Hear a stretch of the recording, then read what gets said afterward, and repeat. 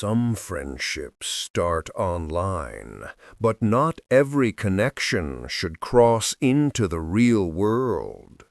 Tonight's story isn't about betrayal, it's about something that followed long after the night was over.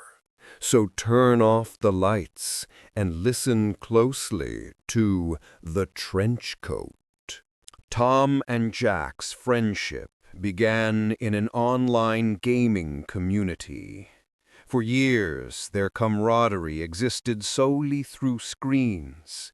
They shared everything from trivial daily occurrences to life's most significant decisions, yet they had never met face to face. One autumn, they finally decided to change that. Jack boarded a train headed for Tom's quaint little town. Throughout the journey, his mind raced with anticipation. What would Tom be like in person? Would the easy rapport they shared online survive the transition to reality?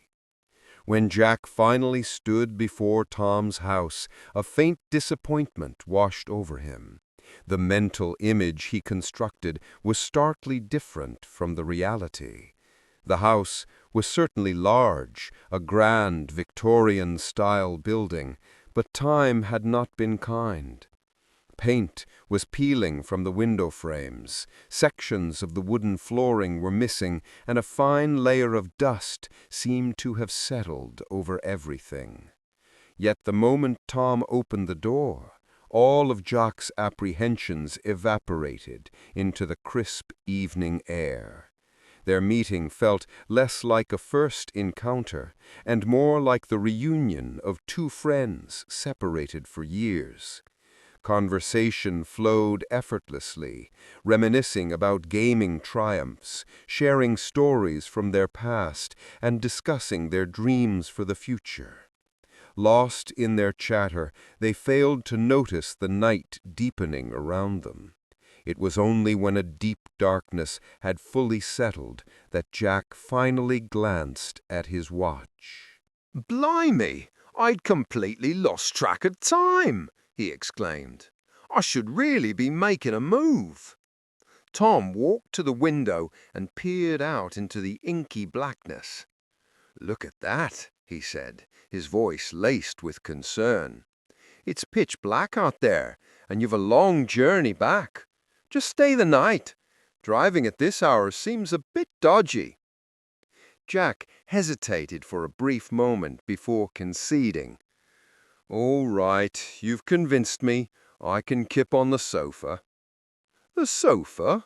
Tom replied with a soft chuckle, though Jack noticed a flicker of something else, unease perhaps, in his eyes. "Don't be silly. I've got a guest room. It's nothing like a five-star hotel, mind you, but I can assure you it's far superior to the sofa." The guest room greeted Jack with the faint, nostalgic scent of old wood and dust. It was a small, sparsely furnished space with a simple bed. To his immense surprise, the moment he lay down, a profound sense of peace descended upon him. He was a notoriously poor sleeper in unfamiliar places, yet now his body felt heavy with a sudden, irresistible drowsiness.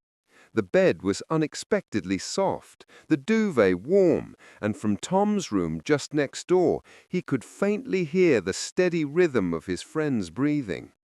The entire atmosphere was so deeply comforting that he fell into a deep, dreamless sleep almost instantly. Then, suddenly, in the dead of night, his eyes snapped open without any apparent reason. There, on the wall directly opposite him, a dark trench coat was hanging from a hook. Jack's breath caught in his throat. He remembered with absolute certainty that when he had entered the room to sleep, that wall had been completely bare. He rubbed his eyes, blinked several times, but the coat remained. Bathed in the faint silvery light of the moon, it seemed to possess an eerie, spectral glow, as if it were waiting for someone. His heart began to hammer against his ribs. He sat up in bed, his gaze fixed on the mysterious garment. Was this a trick of his mind? Had exhaustion warped his senses? For a fleeting moment, he wondered if he was still trapped in a dream. Driven by a compulsion he didn't understand, he got up. Moving with deliberate care, he approached the coat. A slight draft from a crack in the window made it sway almost imperceptibly, giving it a disquieting semblance of life. He slowly reached out a hand, and his fingers made contact with the fabric. It was undeniably real, cool, coarse, and heavy. A strange, shaky smile touched his lips. "Am I going mad?" he muttered to himself. The fatigue must be getting to him. He returned to bed, shaking his head at his own foolishness, and within minutes was swallowed once more by a deep and heavy slumber. What he didn't know was that this was merely the beginning, and the true mystery of the night was yet to unveil itself. A short while later, a subtle sound fractured the silence of his sleep, the soft, careful click of a door closing. In the old wooden house, every sound was amplified, every whisper a shout. The faint creak of a floorboard, the almost inaudible sigh of a footstep, it all seemed to echo within the very walls. Jack had the distinct, chilling impression that someone was there, moving with deliberate stealth, as if they had just accomplished some secret task and were now retreating. His eyes flew open. The pounding of his heart was a deafening drum in his ears. He immediately looked towards the wall, and his blood ran cold. The hook was empty. The coat, which had been hanging there just moments before, was gone. And most terrifying of all, the hook from which it had hung was also gone. The wall was perfectly smooth, as if nothing had ever been there. Pure, unadulterated fear seized him. He scrambled out of bed and rushed to Tom's room. Tom was submerged in a profound sleep, unnaturally deep, almost comatose. He began to shake him vigorously. "Tom, wake up! For God's sake, wake up!" Tom's eyes were heavy, as if he were under a powerful sedative. Finally, after Tom's persistent shaking, he managed to sit up. "What's going on?" he mumbled, his voice thick with sleep. "That coat, it's vanished. I touched it, and now both the coat and the hook are gone." Tom gave a sleepy, dismissive wave. "Come off it, mate. A prank at this hour? Why would I do that?" His voice carried a genuine note of confusion. "You must be shattered. Long journeys can play tricks on the mind." "No!" I insisted, with my voice rising with panic. "I wasn't dreaming. I saw it with my own eyes." Together they scoured the entire house, every nook, every cupboard, every conceivable hiding place, but there was no sign of the coat. The doors and windows showed no evidence of forced entry. Everything was perfectly normal, save for the one glaring anomaly. The coat Jack had seen simply did not exist. Tom placed a reassuring hand on Jack's shoulder. "Easy now, mate. I'm right here with you. Let's just get some sleep." At the first light of dawn, Jack made his excuses and left. During the entire drive home, the phantom image of the trench coat seemed to flash in his peripheral vision.